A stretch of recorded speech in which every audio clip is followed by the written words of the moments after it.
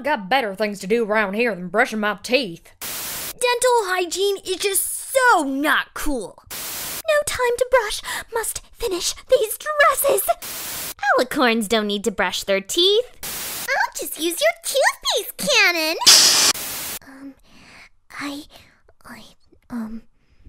If you're like any of these ponies, your dental hygiene is no good. And that's why you come to Colgate's Dentistry. We guarantee clean teeth in 30 minuets or less. Now come on, say it with me, Rainbow Dash. Ugh, brushy, brushy, brushy.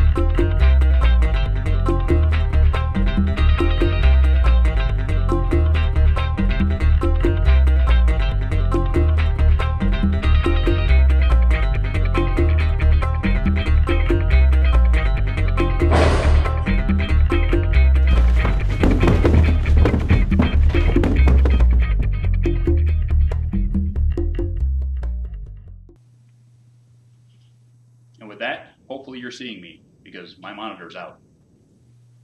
Hey James, am I being seen on camera? Yes, you are. Awesome. So I'll just keep going. Hey guys, how you doing this afternoon? This is your pal Dusty Cat here on the West Coast, San Jose, California. Another beautiful day out here. You know, Pegasai, we need some rain. Okay, I'm gonna put in a requisition to the weather factory because we need some rain out here. I don't know what the heck you guys think you're doing, but get on the rain factory. Tornado it up. Whatever, but we need some rain out here. Get on it. But with that, we're here this fabulous day to speak with one fabulous animator and all-around cool guy, as he was, Mr. James Barkley. Otherwise known as Animated James. Where you at? I'm right here, Dusty. Thanks for being on the show. My first question for you is what inspired you to create... Welcome to Stay Animated, my friends. Welcome to Stay Animated, my friends. It's great to be here, James. It's really great to be here. Oh my God! I mean, it's really so great to be here with you. Is it great to be here with me? Awesome. It really is. Thank you very much for coming. I know you're East Coast and everything, and it takes some time out of your busy afternoon to be here. So I'm very grateful that you would take some time out. He has animated not only things such as Sonic versus MLP. But he also has his own series called Sea Students, and we also have the really great video Beat It by Black Griffin and Michelle Kreba, which came out just a little bit ago. Plus, we have a wonderful treat for you tonight, the latest release in the Sonic versus MLP universe, which is Knuckles versus Applejack. Yeah, that's probably like the only reason why 50% of your viewers are watching this. Nah, they come anyway. Yeah, they come for you. They come for your charisma. My charisma. Your whatever you call that facial hair. I don't know if it's called a beard, but it looks more complicated than a beard. It's a little more complicated than that. All right. Just a little. It's a horseshoe. Just a little. It's a horseshoe. I see. Yes. Fitting. But let's go on. Let's ask you a couple of questions. Seeing as we have you here. Right. Let's see. What are some of the cartoons and comics you watched and read as a child or are still watching to this day? As a child, pretty much any cartoon on Nickelodeon or Disney Channel that was popular during the early 2000s, I was really, really into Fairly Odd Parents, Kim Possible, SpongeBob before it became a kid-friendly version of Family Guy, Jimmy Neutron, the Proud Family, and, I was just a cartoon kind of person. Kind of like how I'm a cartoon kind of person now, only I'm making cartoons and watching them. But back then, I tried making my own comics, and I was actually really inspired by the Garfield comics by Jim Davis. Those actually inspired me to make my own comic strips when I was 8 years old, even though when I was 8 years old, I had no idea how to be funny. But I did it anyway, and surprise, surprise, people didn't think I was funny. Well, surprise, surprise, you need to do that to become funny. Nice. I did the same thing, because I did a mini comic way back in the 90s, which really? was basically a slice of life biker type thing. And that sounds interesting. Well, it got me down. It got me to the point where I had a couple of pages in a national release comic book in like '95. So, but really, yeah, from '89 to '95, I stunk. Then I got a couple of pages in the national release comic book, and it was like, wow, I still stink, but at least I got some pages. Look at the bright side of life. Look at the bright side of life. Like hey, Eric Idle always says. Yes. So it looks like a lot of your stuff is hand drawn. So let me get my script back up here. God, I hate this thing. Let us in about your workflow and how you do your animations. How does this go from like beginning to finish? Okay, first I get an idea in my head. Once I have the idea in my head, I write down a very basic and abstract just list of things that I want to happen in this animation, and then if it involves a script, sometimes I make music videos, and those just involve me just thinking of images in my head to go with the music. But if I'm making something with a script, which I very often do, then I'll write the story down first, and then I'll write down the dialogue, and then I come up with the jokes for it. Okay. If it's a comedic video, and yeah, none of my videos are comedic, but on the rare instance that I make a comedic video, I make the story first, then the dialogue, then I come up with, the little jokes here and there. Sometimes I come up with the jokes while I'm writing the dialogue, but that's very rare because usually, I got to think really hard if I want to make something that's really like clever or whatever. And so after I have everything written down, I get to recording, and sometimes I ask other people to record. I say sometimes.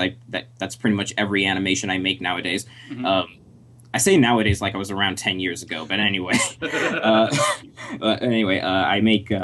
I get the voice actors and voice actresses. I get some talented people surrounding me, and I ask them to... I give them the script, and I tell them which characters they'll be voicing, and then I wait like 12 years for them to deliver their lines, and then after sometimes I'll record my lines beforehand, sometimes I'll record them after it just to get like an honest reaction or whatever. I did that with C students, and then after I have all the recorded lines, then I edit them together, and I edit them in a way where the timing is quick, it's funny, or if it's meant to be a dramatic scene, then it's dramatic. I edit them so that it sounds good and isn't choppy and isn't too slow, and then I take the audio. Sometimes the audio is in multiple parts, but I take one part of audio and I dump it into Flash. And then I pretty much create an animatic surrounding the audio that I just dumped into Flash. And once I make the animatic, and the animatic basically involves me just making very rough sketches and not coloring anything in or adding any backgrounds. And so then after I make the crappy looking animatic, then I make the crappy looking actual animation, and I make it, I add colors, I add shadows if I decide to care that day, and I add the backgrounds, I make everything look pretty. And so after I finish the animation part, which I feel like I didn't go into enough detail as to what I do to make the animation part, but whatever. There are tutorials on YouTube. Yes. You should look those up. Yeah. And after I make the animation part, then I export it to a an MOV file. Mhm. Then I take it into Adobe Premiere, which is what I use for video editing, and then I edit each of the animated parts together and add the audio, and I even add sound effects and music in Adobe Premiere. Oh, and I make the music using GarageBand. Sometimes I'll make little short background songs for whatever animation I'm doing, or sometimes live action videos that I'm doing, but no one cares about those. Anyway, once I make the audio, then I export the video, and then I upload it to YouTube, and then people watch it, and then people comment on it, and then I feel terrible about myself, and Stop. and then I get interviewed by people like Dusty Cat. Yeah, because we love and what then you I feel do. better. Stop with Okay, stop with the adult self-depreciating stuff where I'm going to fly out there and beat you myself. Okay. That would be a huge waste of money. It might be, but it might go be. ahead. Okay. Where would you say you get most of your influences on your animation stuff? I get influences, now that I think about it, from a lot of people. Visually, if you watch C Students, you can probably tell that I'm very inspired by Butch Hartman, shows like Fairly Odd Parents and Danny Phantom. But visually, that's just my art style. Visually, in terms of like what I do for comedy, in like visual comedy, I'm very inspired by Warner Brothers cartoons like Animaniacs and freaking Looney Tunes, and the things that everybody loves. And then and as for writing wise, writing scripts, this is probably going to divide a lot of people. Seth MacFarlane is someone I'm really inspired by, and I say that might divide people because Family Guy is like a really divided show that you either really love or really hate. Mm-hmm. But it was better back then. That's obvious. But nowadays I still like it, but obviously it's not as good as it used to be. But I still find it funny, and I use a little of his style of humor for my own scripts, and but he's not the only person who inspires me writing wise. Like I really like just various comedians out there, like freaking just to name a few, Louis C.K., freaking Ricky Gervais, D.L. Hewley. There's an entire list of comedians that I'm inspired by somewhere on my hard drive, but it would take way too long for me to bring that up. And by way too long, I mean like 20 seconds. But anyway, moving on. Those are, who else am I inspired by? Weird Al inspires me. Oh yeah. I like how he's not just one genre of music, and that's what I try to do. I try to do different styles of music, like obviously polka, big band, jazz, and actually it's just those three. Those are the only three I've done. But I plan on doing more in the future. And anything I'm missing? That's about it. Those are the people. Cool. Those are who I'm inspired by. Cool. Would you say that Sonic vs. MLP would have been your first big hit, and where did that idea come from? Just to meld those two. I would say that would be my first big hit. I would say it would be my only hit. Oh come on! Enough. I know you hate. I know you hate self-deprecation, but I can't help it. It's just too funny.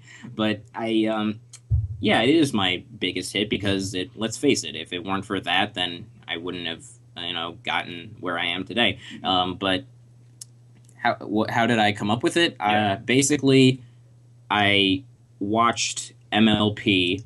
I did an entire marathon of it, and this was back when there were only 2 seasons. And then I realized that, wow, the characters in the show, mostly the main 6, right, really do resemble Sonic characters. Like Sonic and Rainbow Dash, they're both blue and they're both fast, and they're both cocky. And uh, Amy and Pinkie Pie, they're both pink, they're both obnoxious, and they're both really they're both really affectionate, let's say. Yes. And Knuckles and Applejack, they're both known for their strength, and well, Applejack's more known for her wisdom. Knuckles is known for having no wisdom at all.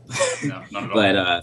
But Tails and Twilight, they're both known as being smart. Friggin' Rouge and Rarity, they both like jewels and diamonds. Cream and Fluttershy, they're both there. You know, there's very similar similarities between the two characters. Yeah. So I didn't know that much about the Sonic universe, but now that you're putting in 3 and 5 together, I'm getting 8. Yeah, so, I became a Sonic fan when I was really young, so okay. I know more about Sonic than a human being should know. So there you go. So that was another question. Were you a big Sonic fan? Obviously now. Yes. Yeah. So, but yeah, I did Sonic during Sega Genesis 16-bit days. So during the good days. The good days. The day when it was awesome. Back when the fandom was consistent with how much they loved the series. Nowadays, their love goes up, it goes down, it goes up. He has a sword, he's in Final Fantasy. He's a werehog, he's a friggin'...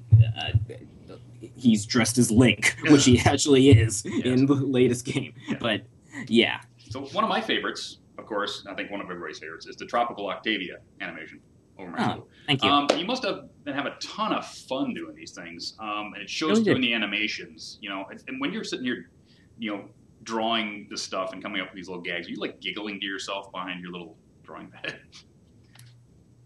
It's gonna make me seem like egotistical to like laugh at my own animations, but yes, I do frequently giggle while I'm like I even giggle while I'm writing a joke, because I don't write a joke unless I find it funny. So as I'm writing it, I'll just be like, oh my god, people are gonna find this hilarious. And as I'm animating, I'm pretty much doing the same thing, only I'm looking at it instead of reading it, and you know it helps to, like, be emotionally connected to your animations. Like, not to the point where you get your animations pregnant and then you have to rush it to the hospital. That's way too emotional, but you gotta care. You gotta care. You gotta care enough. Sipsy's told us the same thing as when she's doing her layouts. She's writing jokes for herself to make herself laugh.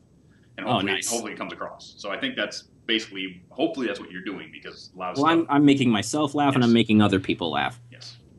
So that helps. Yes. Okay, so next, we're going to get into something a little bit deeper. Bo Burnham animation that you just came out with. You slide a little bit of adult humor in there. More than a little bit. More than a little bit. But where do you feel the line is on adult humor in, say, a G-rated cartoon like MLP? I know a lot of people do it. We've seen the Mauve series. We've seen some other people take it to a point. But where do you feel that line is that you don't cross? A line that you don't cross. Well, when you're thinking comedically and you're realizing, hey, this is just a joke I'm telling, and, you know, whether people find it funny or not, it's still just a joke and it's not meant to be taken seriously. The way I see it, like, maybe there is a line, but I just haven't found it yet, because I'm just, the way I see it, from my perspective, there is no line, but I know from other people's perspectives there are tons of lines that you don't cross. Like, you know, I mean, come on. There are people that thought that Hasbro crossed the line by giving Twilight a canon love interest. So you can't really pay it much attention to other people's interpretations of the line as much as your own interpretation of the line. And that's what I do. And that's what inspires me to, you know, keep thinking of new ways to surprise people. I don't want to shock people. I want to surprise, because, you know, comedy is about the element of surprise. And if I do shock them, then okay, I didn't intend to do that, but okay. But what matters is that you get the joke and you laugh, and as long as it's funny, then you can do it. But if it's not, and if you're trying to be totally serious and you cross and you do something that many people would consider crossing the line, because you're doing it with a straight face and doing it seriously, then you will get backlash. But as long as you're doing it tongue in cheek and you're self-aware and it's just a joke, then the way from my perspective, again, there is no line. Oh, wonderful answer. Very, very thoughtful. Thank you very much. The latest up until tonight would have been Beat It, which is what you did for Black Griffin and Michelle Creever. That game animated. Black Griffin, Michelle Creever Beat It, which was wonderful, by the way. Did they come? We talked about this before the show, but the question is, did they come to you requesting to take a crack at it, or did you go to them, and how that project came about? I was not famous enough for them to come to me, but I got in contact with Black Griffin, who was really excited that I would even, considered making a PMV of their Beat It cover. I think he was more excited than I was, but I went to him, and he gave me permission. I could have made it without his permission, but I'm like, no, I want to be polite. Yes. And be polite. Because for all I know, he could be a douche and say no. But no, he's not a douche. He's not at all. Don't even go there. Okay, don't go there. No, not at all. No, but be like Weird Al. Always ask permission, even though you can do it whenever you want. The ending with Flash Sentry was a bit of a riot, by the way. And a nice way to explain the use of OC characters within the animation. And I thought it was really fun that you actually took the first parting shot before everybody said, "Why didn't you use my OC?" I love the fact that you came up and said, "Well, this is going to be a thing. I better address it before it even starts." So I thought that was a nice little piece of sticking it on the end, using comedy to basically explain that. Exactly. And the look on Flash Sentry's face was just...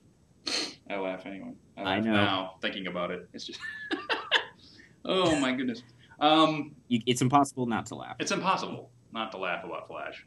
Unless you're not a brony, in which case you won't get You won't even get the joke. Yeah, but I feel kind of sorry for my pal Vincent, because he's the one who voices Flash Sentry. I feel bad about it. I love Vince. He's a wonderful guy. Am I going to run into Vincent at a convention, and we're just going to stare at each other for you know what? I'll bring a camera. We'll do some live filming of that, and we'll turn it into something funny. How's that? All right, cool. That'd be cool. As long as I don't get beat up. You won't. Cool.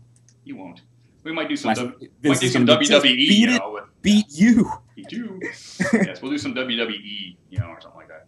Oh God. Yeah. I won't survive, but okay. Anything for entertainment. Anything for entertainment. Oh, come on, computer. There we go. How much inspiration do you draw from other animators like Kishi Panda, Jan Animations, Crikey Dave? What are you basically checking out everything everybody's doing and trying to put it into yourself? What? Don't do that to me, Skype. Did you drop him? I'm going to kill you. You did. Skype dropped James. So let's get him back. Come on. Stupid. This happened last week. Why? We move into this new house with really great internet, and Skype starts going. Come on, James. Call him back. Jamesy. James. Come on. Maybe it was on his end. Busy? He's not busy. James. He's probably trying to call me back is what's happening. Come on, buddy.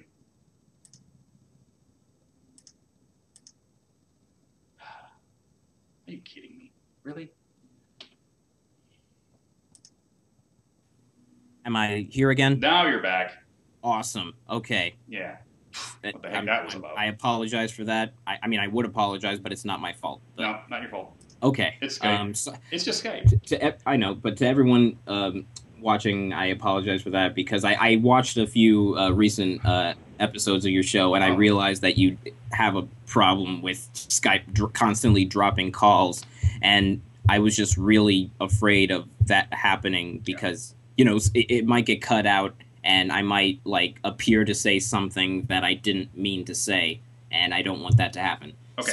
So I'm here. You're here. What was since I have such a great memory, what was the question that you asked me before? The question was, how much inspiration do you draw from other animators in the fandom, like Kashini Padna, Animations, Crikey Dave, and others? All right. Well, I take more inspiration from other animators than I'm willing to admit. Like, one of my friends who's not as, well known on the internet as me, he was what inspired me to start doing more frame-by-frame animation as opposed to using motion tweening for almost everything. Uh-huh. And as for the Brony animators, I don't know, we're all so different in how we present ourselves and the ideas that we come up with that I don't know if, like, one can be inspired by the other. Like, Brony Dance Party uses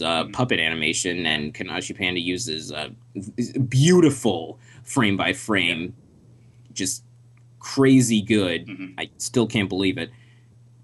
Making me feel jealous, but anyway, I really like seeing the different styles that other Brony animators come up with, mm-hmm. and at the same time, it makes me feel more special because I have my own style that no one else has, and so I guess I'm not.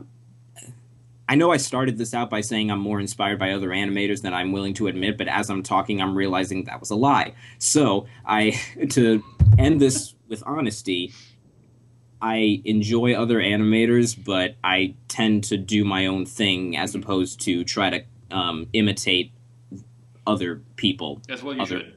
That's what you should. You shouldn't be copying other people. You should be coming up with your own styles. Right. Things like that. Exactly. Absolutely. You've also done a number of live-action comedy skits, the latest being Con Fame, which is from one of the BronyCon. 5 people that watched that. Hey, I watched it 5 times, so it must have been Oh, me. nice. Okay. You're the only person. All right. Do you see yourself maybe in the future branching out into real acting or writing or comedy writing? You know what? I want to become... I know this is really ambitious, but I aspire to become a well-rounded entertainer. I'm already doing animation, but I would like to do more live-action stuff, more live-action acting, more live-action directing, more live-action filming. Just anything to entertain people, make them laugh, and if that involves, getting into more live-action acting, then I would love to do that. I mean, I would have to get good at acting first, but if I get good at acting, then I'll be able to, then more opportunities will come for me in that department. Mm-hmm. But to answer your question, yes. Yes. I don't know, that smile you had when you pulled up the fake shotgun was just perfect. Oh, thank you. There's a beautiful piece of acting. It's like a big smirk smile. I know. Yeah, it was beautiful. I liked it. Yeah. So now, let's go to the project that you love the most, Sea Students. Yes.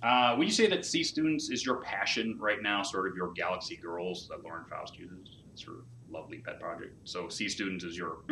Sea Students is my child, my own precious joy, or however that phrase goes. It's what I want to be remembered for. Mm. I mean, I would say I want to be remembered for everything, but and I do, but... Mm-hmm. Sea Students is what I'm making just to share my opinions on things like life and, the issues that we all faced during life. And it's mostly about just making that transition from adult to, not making that addition from adult to child. No, making that transition from child to adult. Yeah. And, that's something that affects us all, and I want to give my 2 cents on that by making a series about it. Mm-hmm. Well, that's kind of cool. I happen to like the first episode myself. Thank you. So I'm waiting patiently. I'm waiting patiently too. Yes, because you're waiting for, I'm sure, everybody's lines to come in, right? Oh no! Everyone's lines are in, and I'm actually making the animatic for it right now. I finished the first 3 minutes, the first 3 minutes of the animatic, not the entire product. Yeah. But I'm working on it right now. and yeah, it's what I'm putting a majority of my effort into. Oh, that's cool. So right now, let's see the majority of your effort that you just finished. At 3 a.m. this morning, people, his time, he actually finished this for you. This is Knuckles versus Applejack. So tell us a bit about anything you want to say before I play it. Yeah, if you like Applejack, you're gonna hate me after you watch this. I've seen it. Yes, you are. So, without further ado, let's get everybody hating on James. We'll be right back.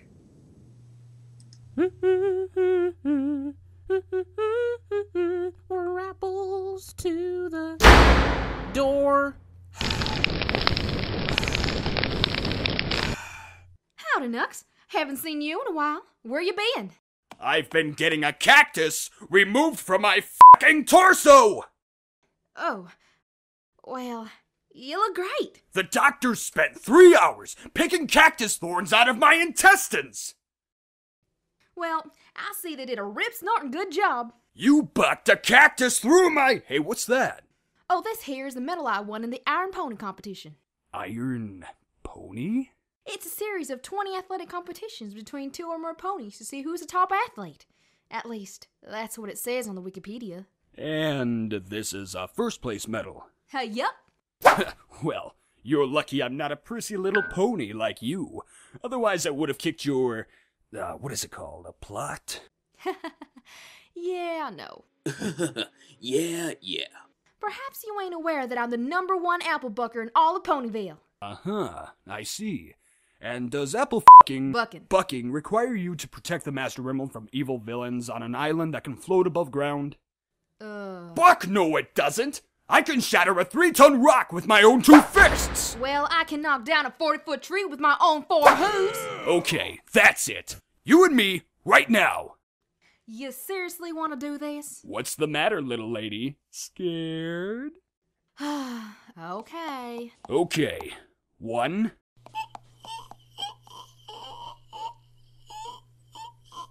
Sonic, hey! Listen, I need to borrow the Chaos Emeralds. Well, I really don't know where they are, considering after I used them in that race, they kinda did the whole Dragon Ball thing and scattered all over the world. Wait, so you used these Chaos Emerald things to turn into that yellow ball of spikes? Pretty much, yeah. We also used them to travel through time, bring people back to life, get free Wi-Fi. So, do you think if I used them, I'd be able to turn super too? Probably. I mean, Knuckles can turn super, Tails can turn super, Silver for some reason can turn super. For all I know, Big the Cat can turn super. Wait, why do you need the Chaos Emeralds anyway? I want to challenge Applejack to an Iron Pony competition to prove that I'm stronger than her. Okay, and why do you want to do that? Because she beat me at arm wrestling.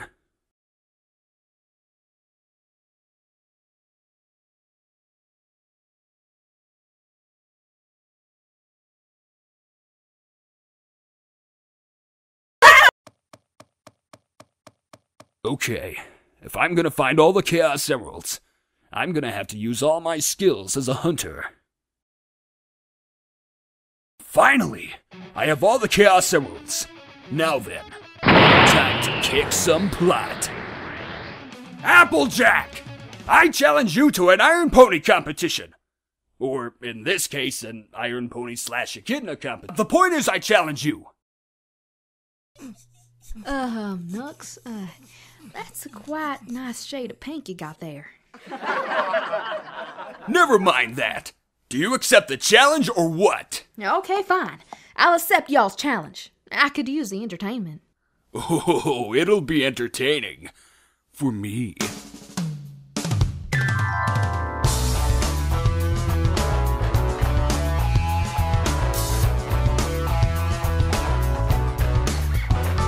Now this is the story all about me and how I beat this little pony. And I'd like to take a minute to explain what I did. I'll tell you how I became Knuckles the Echidna.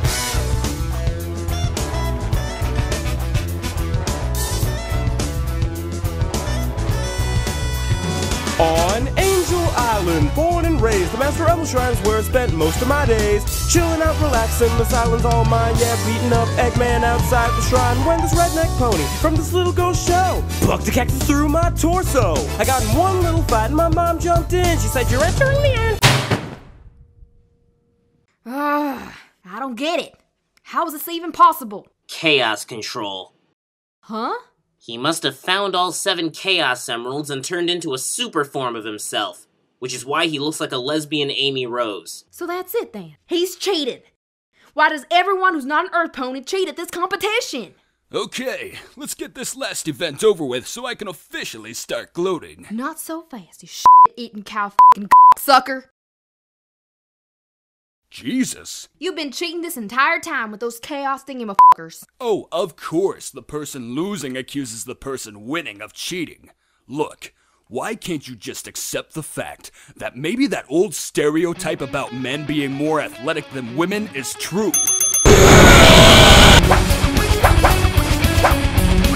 Shit, rock!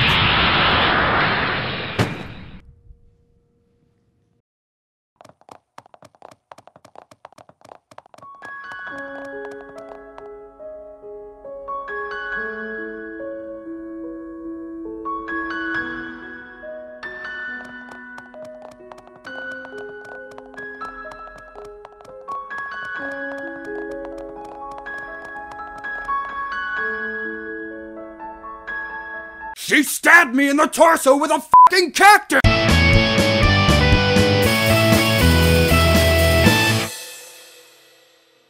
Well, that's boring. That's slightly less boring. And with that, we're back. How'd you like that, folks? My goodness. I'm gonna take Knuckles out and break his neck is what I want to do. If I didn't have a bunch of people stalking me online, looking to assassinate me, then I certainly have that now. It's not you, it's Knuckles. I don't like Okay. that guy. Yeah, I had nothing to do with making the animation you just saw. None. It was all Knuckles. He did he used the Chaos Emeralds to actually make that animation. James had nothing to do with it. Yep. Animated Knuckles. Animated Knuckles. Subscribe right now. Yep. Animated Knuckles. And with that, we're actually back. And first things we're going to do is we're going to talk a little bit about upcoming conventions. And tonight we have some very special guests here. We have the people who put on Nightmare Nights for you. That would be Bob Carr and Chef Sunday. You there, guys? Howdy, howdy. Howdy, howdy. And tell us a bit about what's going to be going on in October. Well, of immediate interest to your listeners, yes. You have your own coupon code. Stay Brony 10% off all badges. Nice. Stay Brony 10, people. Get 10% off everything, all badges going to Nightmare Nights. How many upgraded badges are left? 4, 5. 5? Get in on that. 10% off those wonderfully awesome upgraded badges. Drink with Dusty on the house. Drink with me on the house. Because people know that drinking with me is a thing to do. Trust me.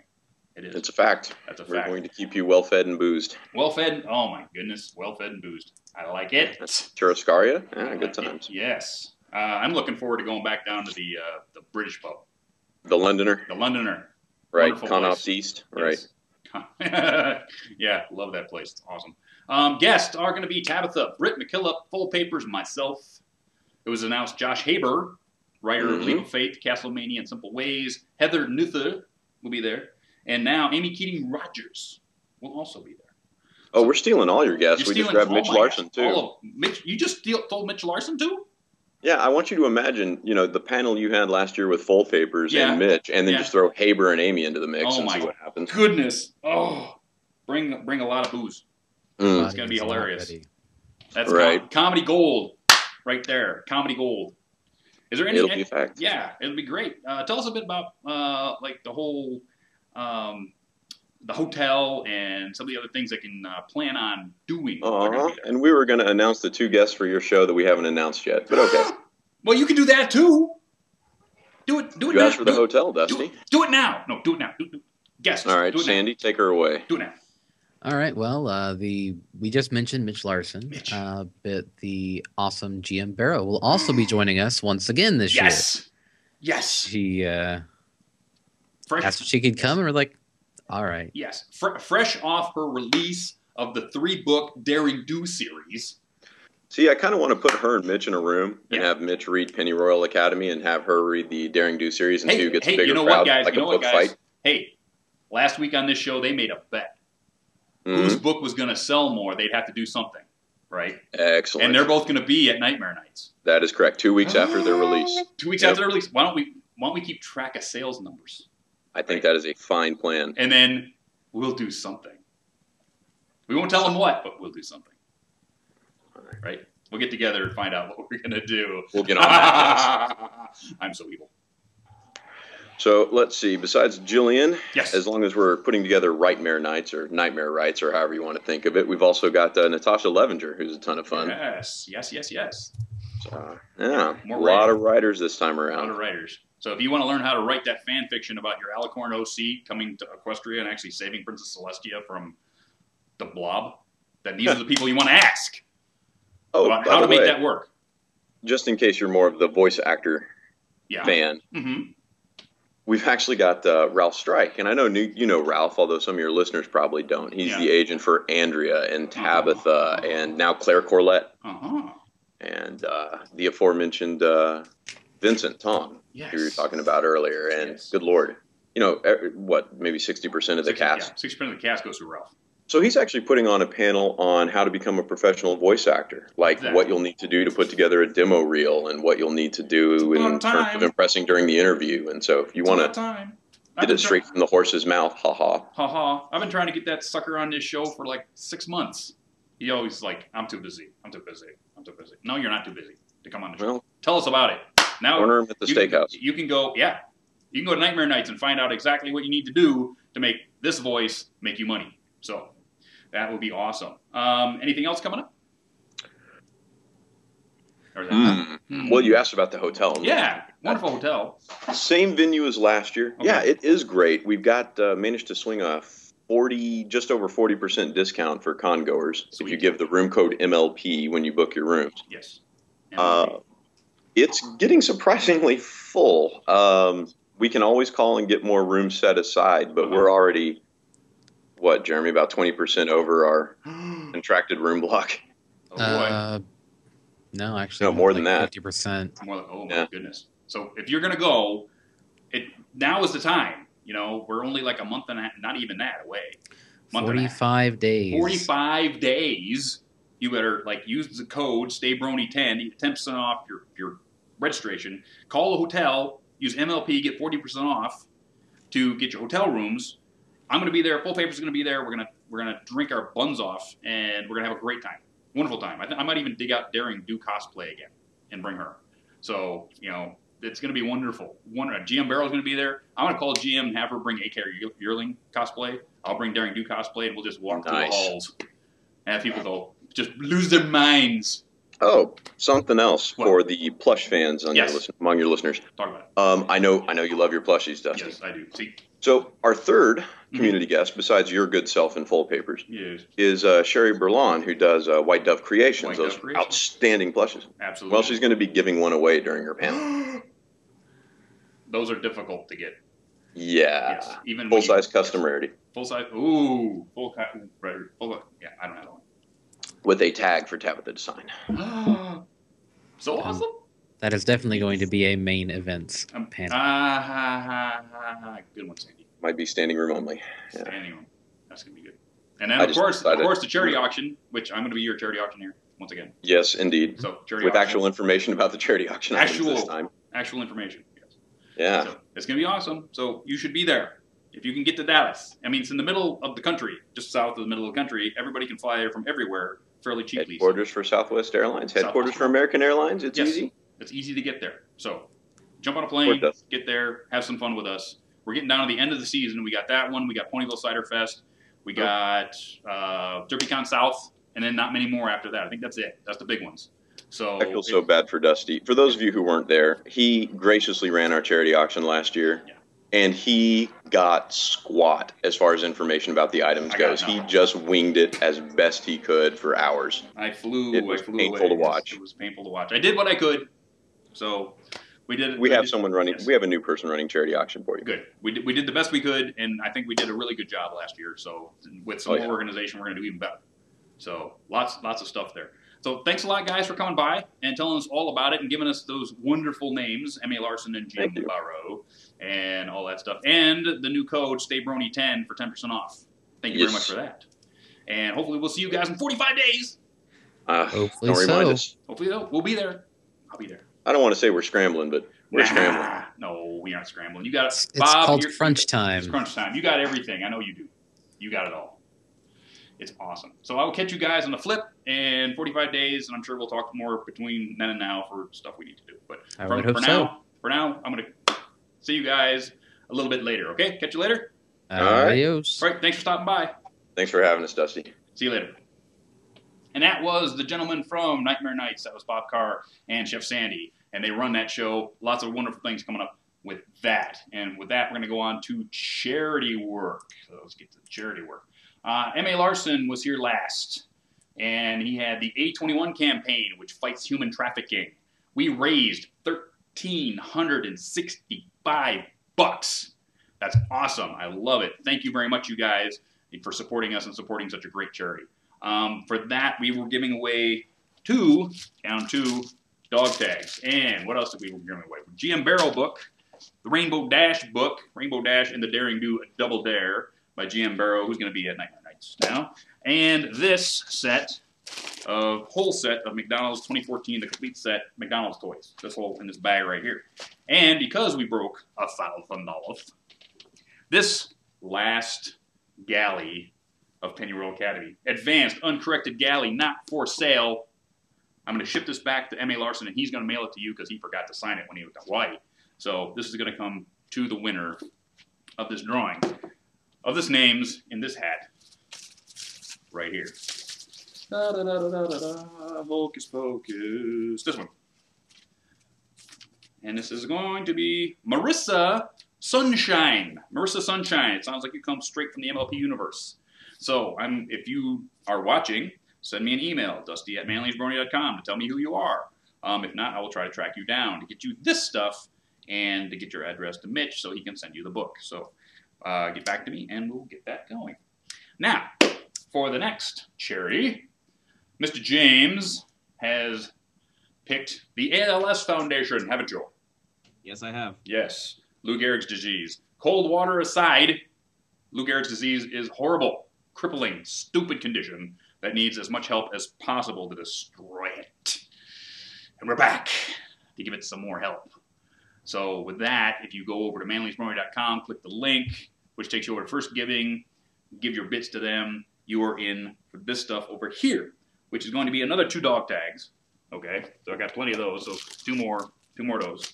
And this GM Barrow book, which is Rarity and the Curious Case of Charity.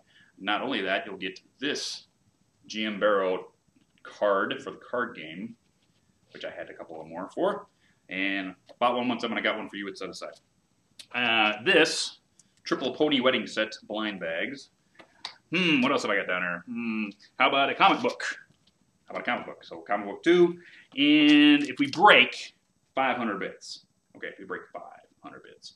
I've got this, which came from the guys that gave me the other one. This is also a McDonald's complete set 2012 My Little Pony toys. So this has been gone for a couple of years, so these are a little harder to get. So this one for $500, I think I can get James to do something too. What do you think, James? I think you might be right. Think I might be right? How about this? How about a character sketch of your OC done by James and mailed to you? I can do that. Can we do that? Awesome. Let's do that. So we break 500 bits. You get this plus the character sketch of your OC by Animated James. Sent to you by him. Sound good? Yeah. Sounds great. Awesome. So that we will do. So that is charity work for the week. Now, you know what happened last week? What happened? I lost a Screwball. He went off. He flitting off to Brony Can without me. Oh. And, he just had to go. He wasn't here. So he missed out on M.A. Larson. Oh, God. He's just but I've lost him. So give him a call. Where is he? I had a vacation. Okay. A vacation. There's no vacations on the Stay Brony My Friends train. No vacations. Yeah, you know what? That was probably the best vacation I've ever had in my entire life. Oh, really? It was better than Mexico. It was better than anywhere I've ever been, and probably the best convention I've ever been to. Oh, really?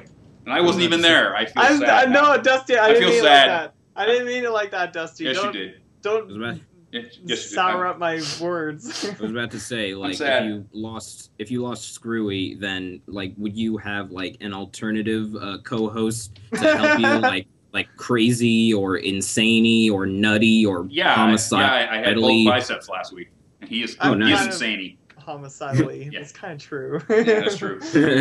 But there you go. Oh, well, that's not good. Welcome back, Screwball. It feels like I haven't been here in years. It feels like you haven't been here in years.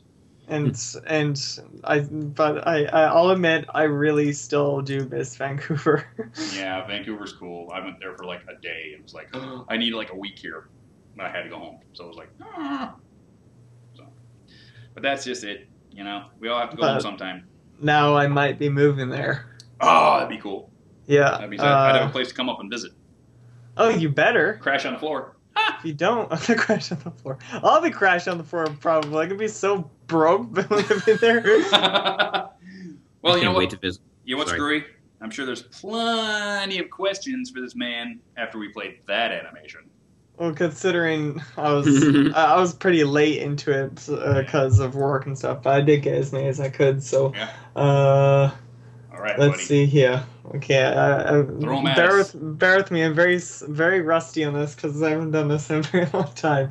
So this one is from Red Card. Question for James. What is your style of video making? For example, he says my style of PMVs is literally scene matching to the lyrics. Okay, my style of video making, I guess, would primarily just be.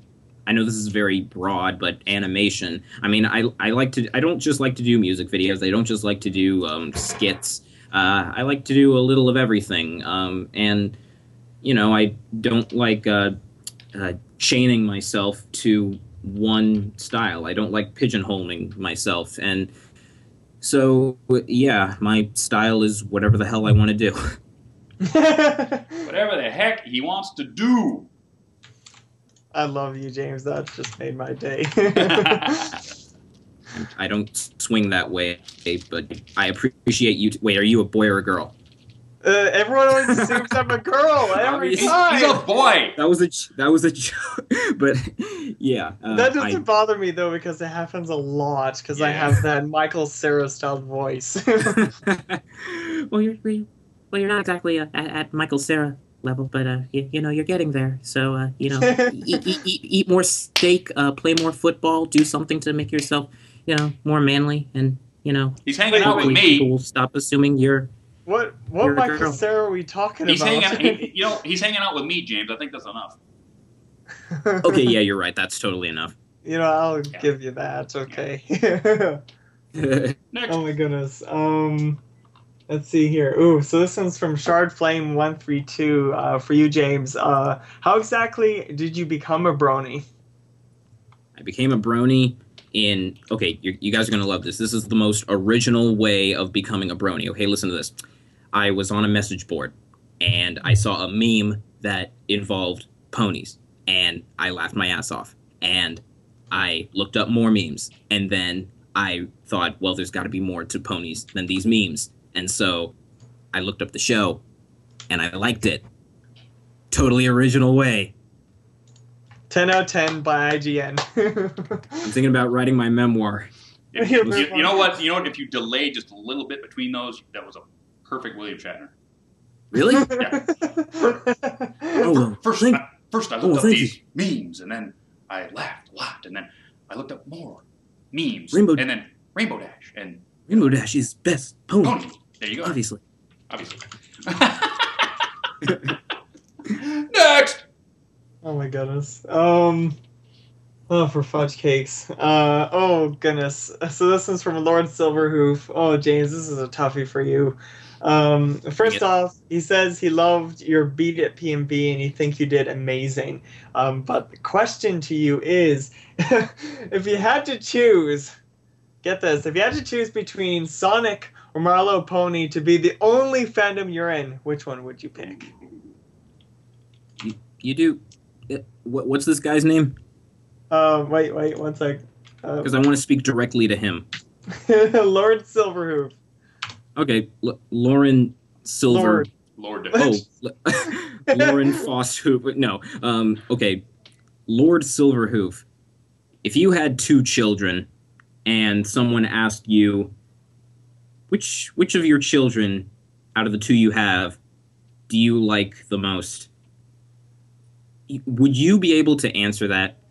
Will you seriously be able to, with the most prominent shred of honesty, say that you like one over the other? Not at all. You can't. No. With that said, Sonic. I'm kidding. I love both of them equally, but in very different ways. Yeah. Okay, I'll give you that. Oh, and also one from Lord to redeem himself. Okay, I'll put it like this. Okay, first, these are like those that most basic of questions, and this is I'll put into different parts. What's your favorite CMC?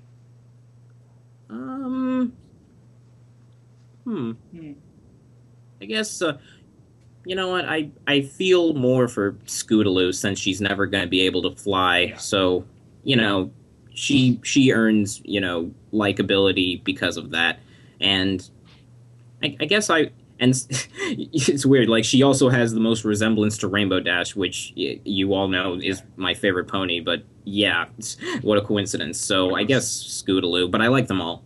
Yes. Favorite background pony? Vinyl Scratch. Vinyl Scratch. Nice tattoo. Yes. Favorite villain? The non-reformed Discord. Nasty Discord. 2 more. Yeah. Favorite main 6? Which is Okay. Rainbow Dash. Okay. Shut up. Rainbow Dash. Okay, if you just zoned out throughout that entire thing. Like, wait a minute. Come on. Something's not right. And last but not least, favorite princess? I guess. I don't really have a favorite princess. Luna. Well, I'm not going to give in to peer pressure. I'm not going to say Luna just because you told me to say it. Okay. Just say it because you like it. Okay, Luna. Okay, cool. Luna. There you go. Don't be intimidated by Dusty. Next. The thing is, I don't have a favorite princess. I would say Twilight, since I know more about her than I know about the other 3. Mm-hmm. Yeah, I like all princesses equally. Yes. I believe all princesses should have the right to get married in all 50 states. There you go. Beautiful. I love it. Wonderful sentiment. Adorable. Next. 1 second. Okay, so this one is from, I'm just gonna, GGBHTG. Question for you, James. This is actually a few parts to it. First off is, how did you come up with your online handle? My username? Well, I went through, like, a bunch of other usernames that, on other channels that I had. A few people might know about them, most people don't, but I went through a lot of other names, and I figured, well, since I'm going to be doing mostly animations, and since, like, when you meet me in person, I'm like the least animated person you'll come in contact with. Like, I'm very serious, and I'm very like dull, and I'm not very wacky and zany, and I'm nothing like a cartoon character. So there's the irony factor to that. So I came up with Animated James based on those things. I was gonna go with Inebriated James, but I wasn't old enough to drink, so well, that's boring. also from Gabidgd. A question to you is, he was wondering, how do you choose people to help you with your voice work? Do you have auditions, or do you already have a stable of VA artists you're familiar with? I usually have a staple VA. I usually have people I have in my mind that I want to collaborate with on certain projects. I don't really like auditions because you just have to go through so much crap. No offense to people who have auditioned and have gotten negative reception from them, but you know, by just having someone in mind, you know, save time, and you promote someone who you think it deserves to be promoted, who has a lot of talent, and I very much enjoy doing that. As well you should. Yeah. Next. So this one is Eternal Blue. Question for you, Dusty. WWE wrestler Dolph Ziggler recently came out as a fan of My Little Pony, joining Goldust and Big E Langston as wrestlers who like the show. What do you think this says about us as a fandom and of the WWE? I think that what it says about us as a fandom is that we have some reach. You know, that people that high up in entertainment know what we are or what the show is. I think having some wrestlers actually like the show is a very good strike to the show. That the show is awesome, that the show is cool, that they like the message it sends. Now, I don't think they have time to know who we are. I think if you've ever seen a documentary on professional wrestling, those guys are on the road 300 days a year. I doubt that they know much of anything about us as a fandom. So I think that some people have brought it up to them, they've seen some things, they like it, and they're, you know, and they basically like the show. Until one of them comes out and says that they like a certain song by a certain somebody who's in the fandom, I'm just going to say, okay, well, they like the show. Not so much the fandom, but we'll see what happens. And with that, you know what time it is? It is time for, you know what, Screwy. I forgot about that, actually. Number 10. You've done 10 of these, Screwy. Really? Yeah, 10. Oh. So. Oh, geez. This is number 10. This is the Brony can edition of You Know What's Screwy. So sit back, relax, and once again delve into the mind. It is the Screwball. It's pretty screwed up. There we go. You know what's Screwy?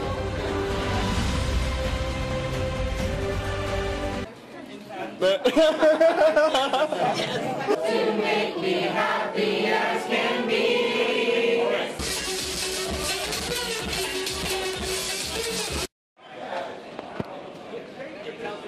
That is crazy. Vincent, are you signing that waiver? Sign my waiver, man. John Hancock, I'm signing Benjamin Button. So I can actually sue them if I do get hurt, because I didn't really sign my real name. And now we have Vincent signing the waiver, as is tradition. For free. For Canada. For free? Wait, this is a charge? Oh my god. I'm signing this.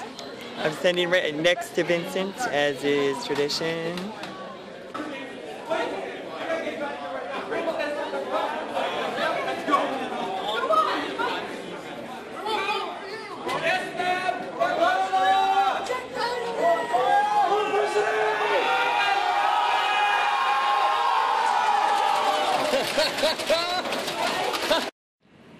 Here, Bunny. I promise I won't hurt you, okay? No, Bunny. Oh, Bunny, I love you. I love you, Bunny. Just let me touch you, please. I love you. No. Bunny. Bunny. No, don't go in the darkness. Don't go in the darkness, Bunny. Bunny, you're not listening to me. We have found a McDonald's, but we have no idea where it is. Where is this McDonald's? Up. Up. Up. As is tradition. As is tradition. As is tradition, we go up the stairs. Clearly. This is a Canadian tradition. Yes. No. Voila! I want a Big Mac. There's no McDonald's here at all. That sign is very misleading. Why is the sign misleading? I wanted a Big Mac. I can't find a Big Mac here. Maybe. I don't know. There is the traditional royal seagull. Where? Waiting for us above. Oh, the royal seagull, as is tradition. He will give us the royal bird of the queen, as is tradition.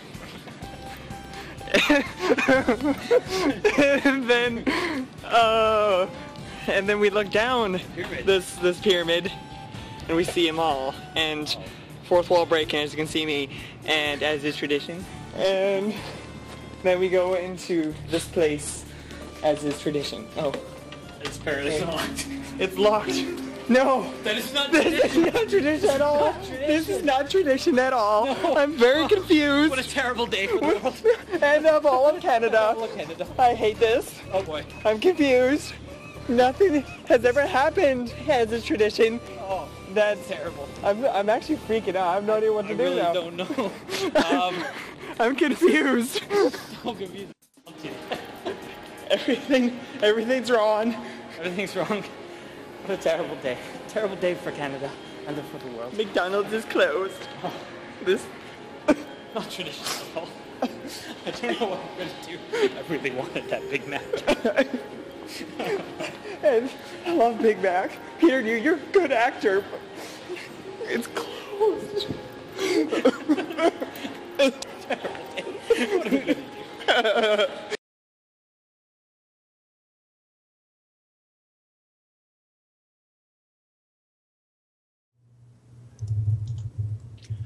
And that is Screwball's mind. It's a very dark place full of cobwebs and McDonald's.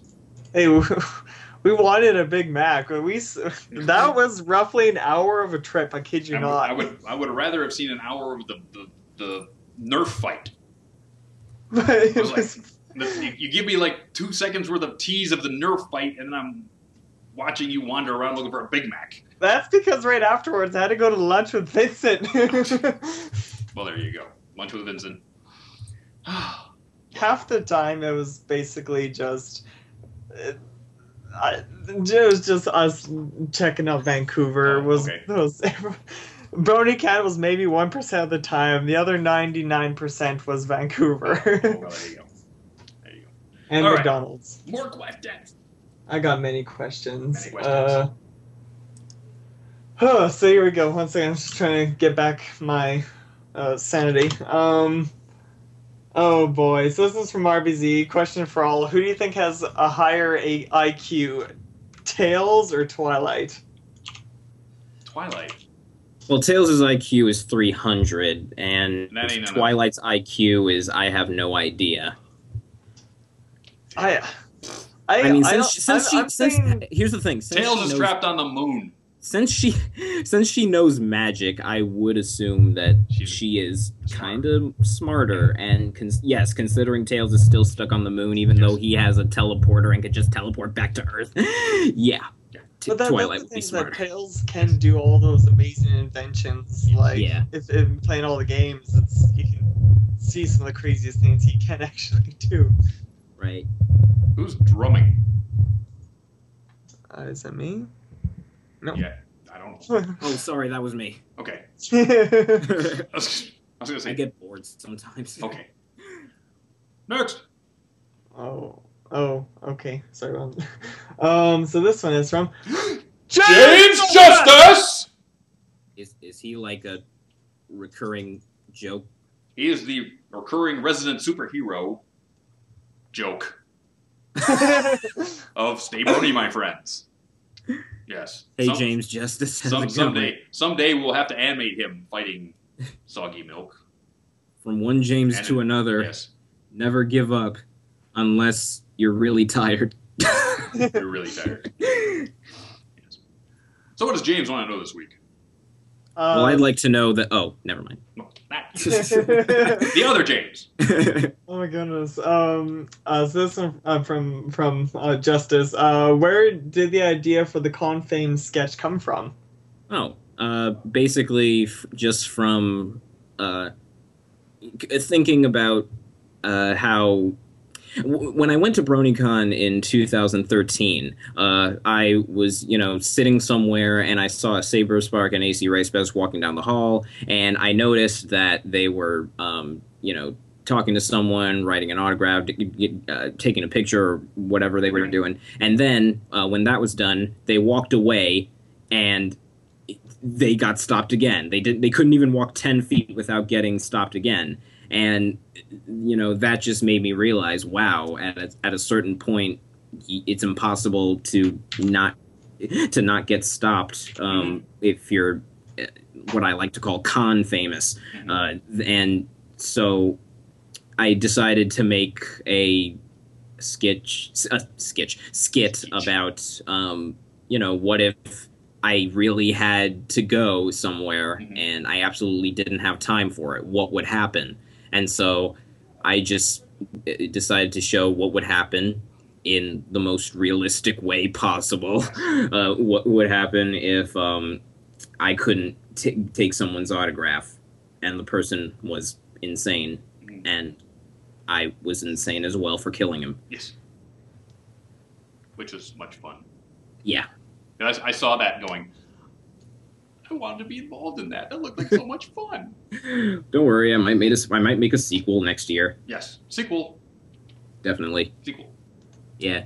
I want to be evil. Although I'm gonna go the Michael Bay route and make it consistently worse each time I make a sequel.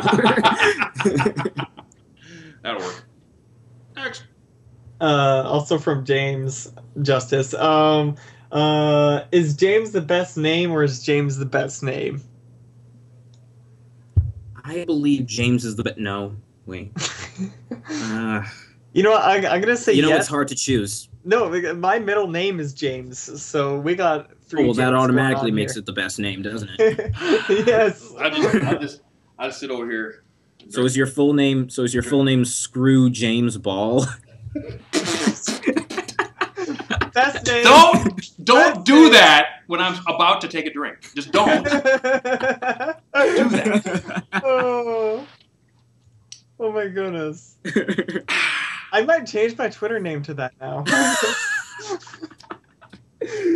I've lost the show, people. Lost it. Gone. You still have it. I'm doing it right now. Just here. I'm holding out my hands, and the show is in my hands. Take the show from my hands. Thank you. You're welcome. My show.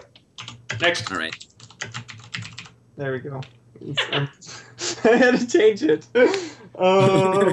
So, anyways, question. Oh yeah, this is from RBZ. I like this question for James. Do you think Screw Attack should make a Sonic versus Rainbow Dash death battle? Ooh. Considering they've already made a Rainbow Dash death battle with both Sonic and Rainbow Dash with Mario and freaking Star Scream, I doubt they'll make it, especially since this other guy already made a Sonic versus Rainbow Dash. I don't know. You can look him up. I hear he's pretty great. Yeah. Then I don't think they're. Okay, you asked me if I'd like to see that. Not really. It's not really necessary. I mean, I would like to see I would like to see Sonic versus Rainbow Dash done a lot better than I did it, because I look back at that animation, I go, "What the heck was I thinking?" You were learning. Yes, I was. But that's the thing with all animators, that when they look back at their previous work, they're like, "Wow, I really have advanced, haven't I?" Yes, I have. I look back on the first 10 shows of this show and go, "What was I thinking?" At some point, Kanashi Panda was animating with stick figures. Yes, and look at where he is now. Yes, animating with beautiful, a lot more detailed stick figures. Sweet. Oh my goodness. So this one is from JC Storm for you, James. When did you start animating and why? I started animating when I was 13, 14. I remember I made my first animation during the summer that I was turning 14, and I started animating because, well, having no friends helps, but my other reason was just because I wanted to be funny, when I was a kid, I always wanted to be the funny person, and as a kid, I was constantly the annoying person, and I figured, animation is a great way to let out all the obnoxious, corny humor that I have within me in a healthy manner. Mm-hmm. And so, yeah, I that's why I started animation. Cool. Oh, and to make a lot a lot of money. Well, you've done one of those two things. Hey, I think I'm getting the signal. EQI is breaking in. EQI is breaking in with live coverage from Equestria. We'll be right back.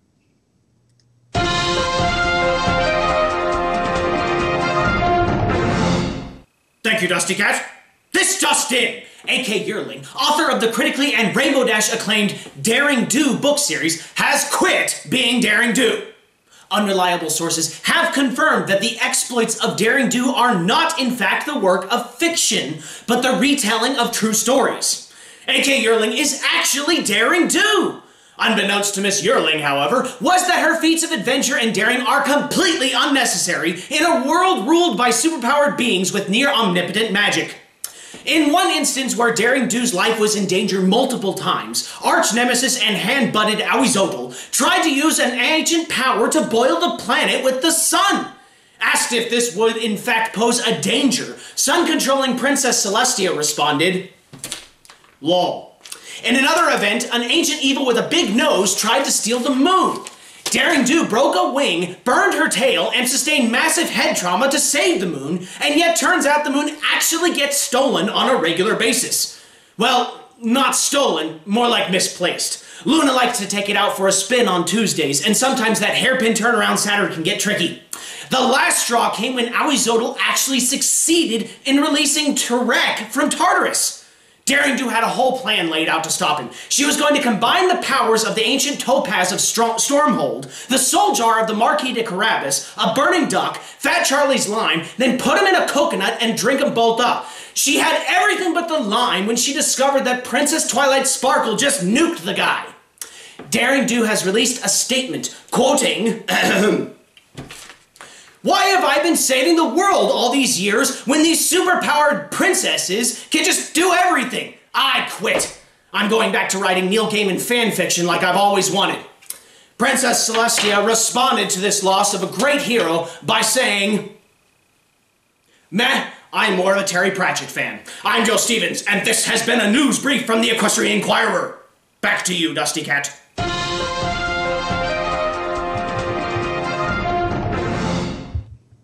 Thank you, Joe. Thank you for that breaking news story straight from the desk in Equestria. Can you believe it? Can you believe it? Daring Do has quit being Daring Do. I don't think I can go on with my life. No. No more books. No more tales of Daring Do. I can't go on, Screwy. I can't. I can already see James Justice is already going through a depressing time with this. I know. It's amazing. Because he's such a Daring Do fan. You know what? I'll have to call her. I'll just have to call her up on the bat phone and go, Daring, I want to talk her back into it. Trust me, it's not over. I'll take care of this. Trust me, I'll take care of it. But we're back. It's like Indiana Jones Queen. I know. We're back with James, Animated James. Yes, we are. And we're going to talk a little bit more. So more questions. More. Okay, so this one is from the really new mop. For you, James. Have you watched Sonic on the CW? I don't know. You mean Sonic X? That might be it. Sonic on the CW? Yeah, because I remember it airing on the CW, and yeah, Sonic X airs on the CW, so that's probably what he's talking about. Yes, I've seen it. It sucks.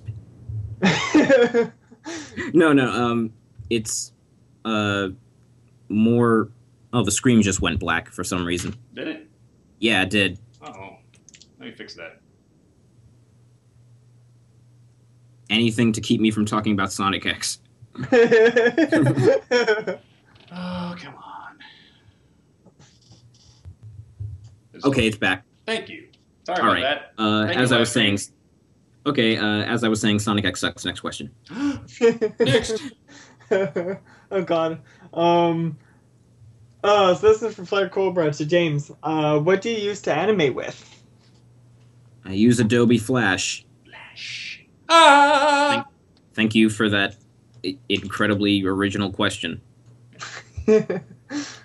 Savior of the universe. Yeah. Savior of Twilight's love interest. There you go. Which is Flash Sentry. It's weird, I use Flash and I talk crap about Flash. I better stop doing that. Oh my goodness. For some reason, it's frozen. It's frozen. Am I frozen? It might just be my internet. Okay. But, I mean, we're still going, right? Oh, wait. Okay, cool. Okay. I was making sure. Okay. So this one is from Beer. Beer. Nice. Best name ever. For you, James. Being a Sonic fan, did you ever watch the cartoons or read the comics? And if so, which one do you consider the best run of Sonic? Did I ever watch the shows or read the comics? That was the question? Yes. Yep. Okay. I like how he didn't say the games, which is what I mostly 90% did. But I did watch all of Sat AM. I did watch a little bit of Adventures of, and immediately wanted to punch my computer screen. And I also watched all of Sonic X as a 7-year-old, back when I didn't have any sense of critical thinking.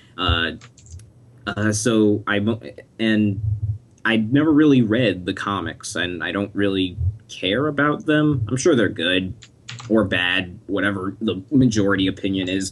But, yeah, I only watch the show, and, I like Sat AM. I like how they went more serious with that, but while still keeping with, being funny, as Sonic should be. And, yeah, Sat AM was good at balancing that. And the storyline was actually really, well thought out, and I actually cared about everything that was going on. I didn't really care about Sonic X. I just remember liking the action scenes and liking the characters, and that was about it. The story stunk, obviously. Yeah, it tried to,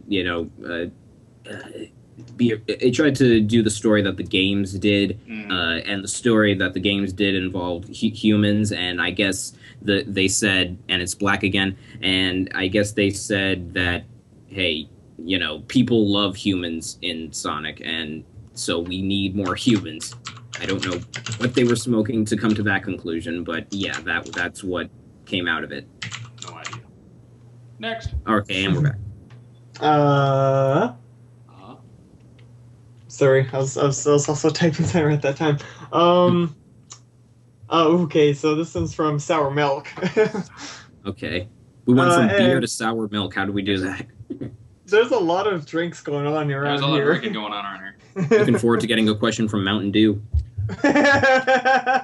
Oh my goodness. What would be your dream project to work on given unlimited resources? Ooh, a movie, specifically a Christmas musical centered around the Sea Students characters. I would love to make that one day. Wow, that's oddly specific. It's a long dream of his. Yes. Yeah, oddly specific. That's awesome. Been having that dream since I was in utero. In utero, nice. Yeah, that album came out in the 90s. So next. So this one is from Windy Chef to James. Thoughts on Super Rainbow Dash since you had it brought up in AJ vs. Nux? Well,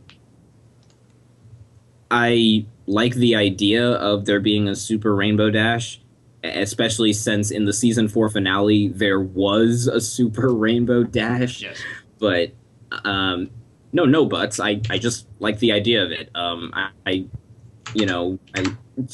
don't know how I'm going to utilize that, but I pretty much set it up in Knuckles vs. Applejack, so I got to figure something out. Yes.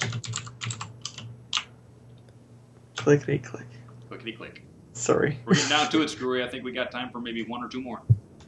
Okay. So this one is from Eternal Blue. Another question, if you can, for James. What? Okay, now I'm very terrible at pronouncing some of these. What is your opinions on Ferex? I think these are editing softwares. Ferex, Argodaemon, and Source Filmmaker Animations. Repeat. I'm sorry. Repeat that because I'm gonna do this because I'm a lazy son of a gun. I copy pasted into Skype. All right, let's see this. Hey, life is all about taking shortcuts. Ferex. Man, I'm having a hard time like you. Armageddon? No. Armageddon. Well, I've never heard of. Argodaemon. Right. Thank you. I've never heard of either of these. So yeah, they're pretty good.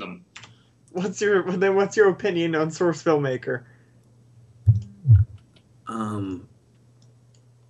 It's a program. You know, if you're looking for a source that makes films, then it's perfect. I've never heard of these. I'm sorry. Wait, really? Okay, I'm gonna have to. I'm sorry. He uses Adobe Premiere and he uses Flash. We've been over this.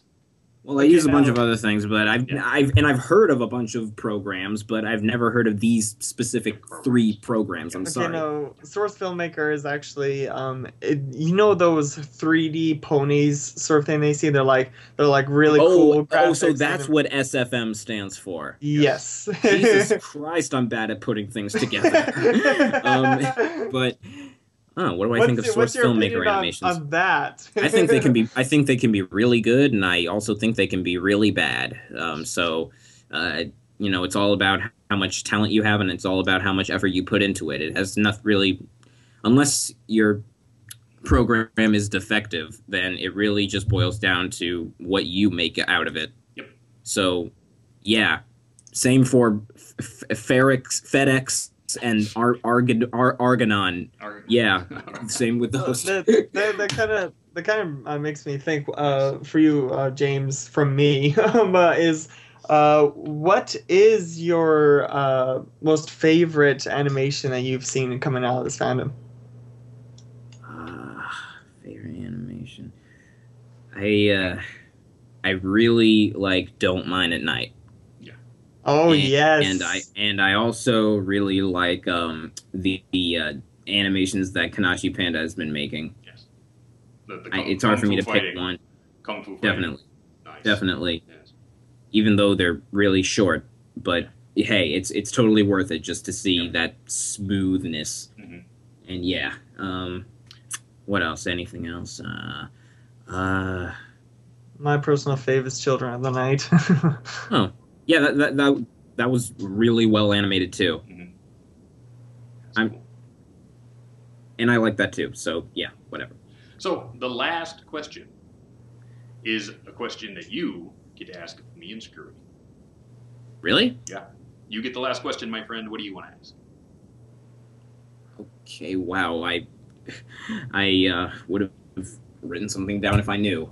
That's why we do it this way. Nice. Okay. All right, let's see. Man, what do I want to ask you? I know I care about you, but not enough to ask a question. Well, thanks a lot. I'm trying to think. I love you too. I'm trying to think. Okay. Okay. Given.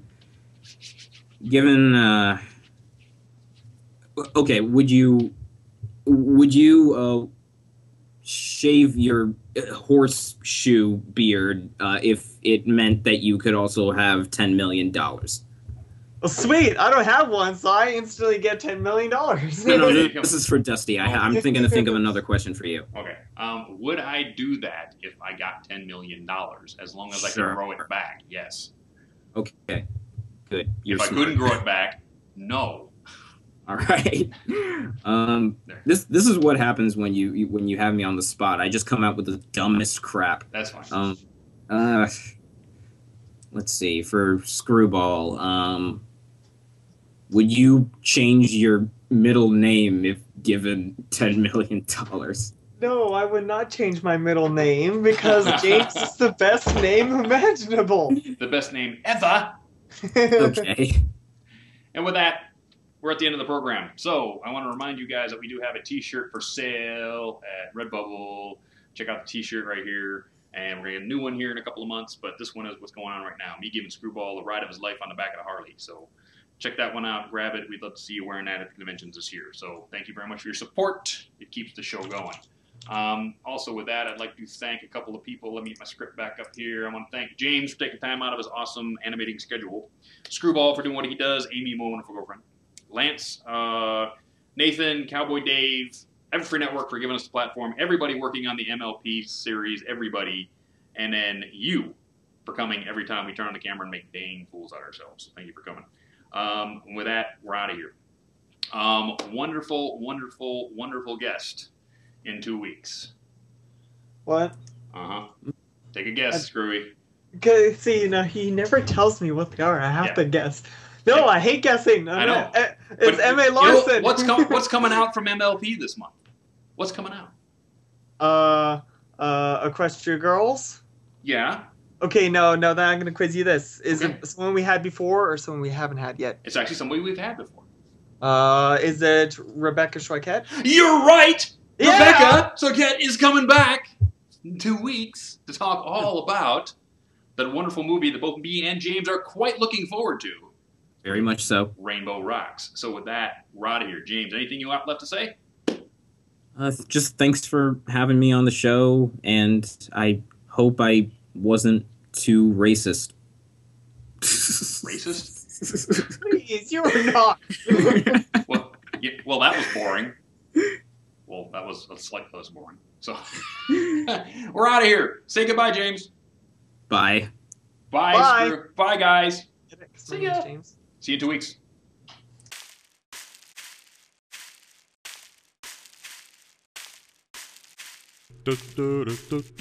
Good night, sweetheart. Well, it's time to go. Good night, sweetheart. Well, it's time to go. We hate to leave you, but we'll be back soon. Good night, sweetheart. Good night. Good night, sweetheart. Good night.